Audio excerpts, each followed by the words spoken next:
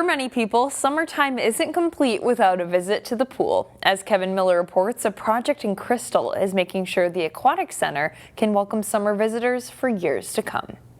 Normally this time of year we'd be getting ready to open the Crystal Cove Aquatic Center. The pool would have water in it, we'd be getting lifeguards trained, and just getting geared up for the year. It's not a typical year at Crystal Cove. Very different not having the pool open this year. It's been around since 1968. Although the pool's capacity is 896, today it's only holding a rain puddle.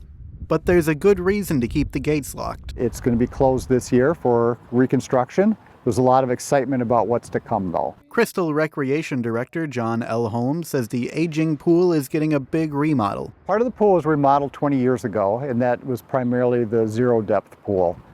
This time around, we're looking at the original pool structure built in 1968, and it's going to be totally replaced. The new pool is just one part of the nearly $6 million makeover planned for Crystal Cove. The water slides and their rusty framing are also on their way out. So this summer we'll be replacing the slide that you see behind me. It's 30 years old and at the end of its life. We are looking to rebuild it with a different slide.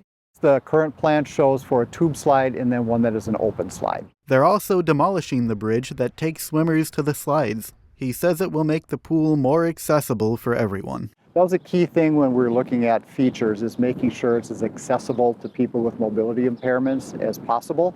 So we'll be able to have a sidewalk around behind the slides instead of having a need for a bridge. Although it's an expensive project, it's one that has community support. We spent a couple years talking to the public and finding out just how important is this resource to the community. It was very clear that it's a service that people like to see in Crystal. In Crystal, Kevin Miller, CCX News. The city of Crystal hopes to reopen the Aquatic Center in 2025. Find more local news stories at ccxmedia.org and follow us on social media.